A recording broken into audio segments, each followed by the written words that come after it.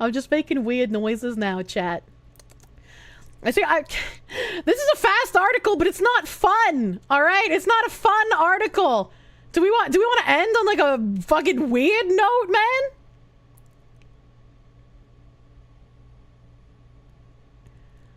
Make it fun. Define fun. Okay, chat. All right. Sick brother, 23, dismembers his pregnant sister with a saw and hatchet before scattering her body parts because she was no longer innocent.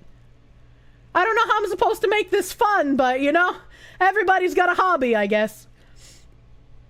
You're right. Foxarrow, thank you for the 5! An ex-prison guard told you about a prisoner who stuffed a flood light bulb up his booty and jumped off the top bunk backwards just to go to medical. What the fuck? A man has been charged with the murder of his pregnant sister and her unborn child after he allegedly dismembered her body. Prosecutors have charged Jack Joseph Ball, 23, with 2 counts of second-degree murder in connection with the death of his sister, Bethany Israel, 30. Why do they have 2 different last names? I guess she could have been married. That makes sense. I'm so used to single mothers being in these articles, it didn't even occur to me that she was married. Police were called to the home of Ball in Lakeville, Minnesota last Thursday after family members grew concerned for Israel. Israel was between 17 and 18 weeks pregnant at the time, and officers entered the property to discover several dismembered body parts belonging to her. While searching the residence, officers found several journals belonging to Ball detailing how he was angry that his sister was pregnant and no longer innocent.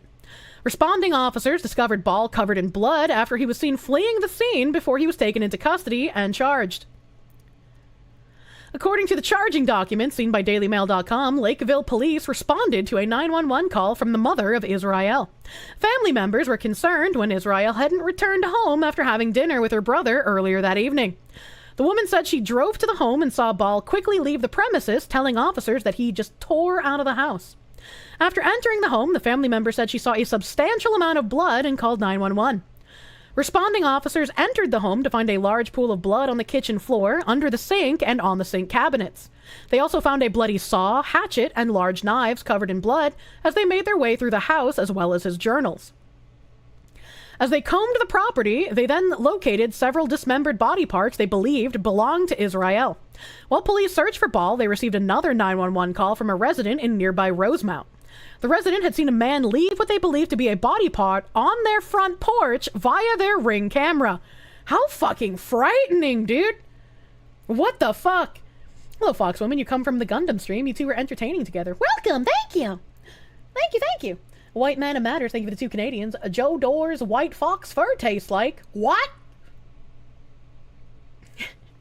This picture's a little... Yeah, if this is... Hold on.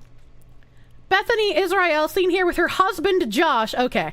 Had been between 17 and 18 weeks pregnant at the time. So this is her husband. I'm looking at that hairline, and I'm pretty sure it's the same guy. I'm pretty sure that's her husband, Josh.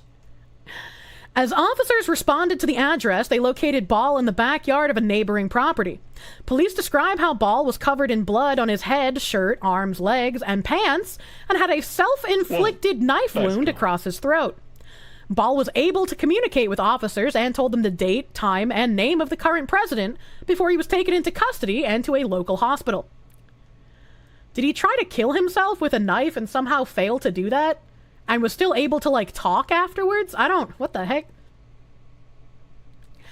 After searching the area, they found more dismembered body parts believed to belong to Israel. The Hennepin County Medical Examiner's Office determined the cause of death as being complex homicidal violence. Neighbor Cindy Bond, who lives across the street, told KSTP, "My husband heard a female scream, then a minute thereafter there was shouting and a car peel off."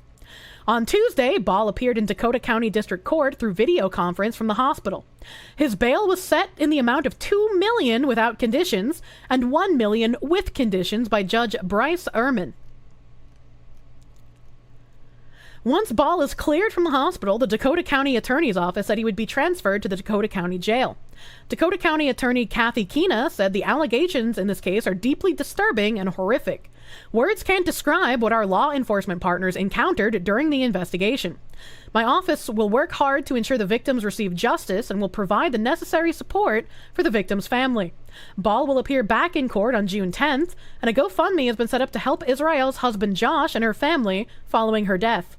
A post to the fundraiser said Bethany was not only a cherished wife, daughter, sister, and an expectant mother, but also a beloved figure in the volleyball community. Bethany's radiant spirit and unwavering kindness touched the lives of all who had the privilege of knowing her. Her love for life, her family, and the friendships she nurtured are the legacy she leaves behind. As a beacon of warmth and generosity, Bethany's absence leaves a void that cannot be filled.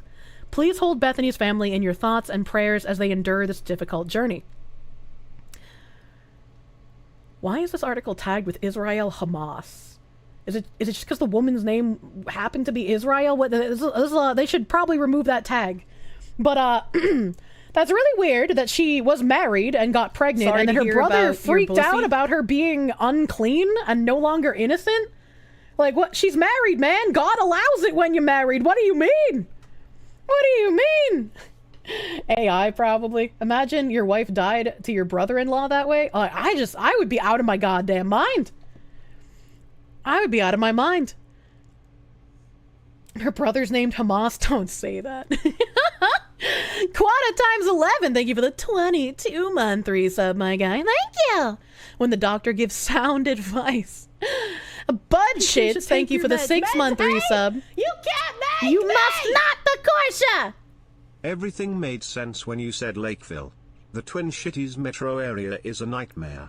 Oh god, really?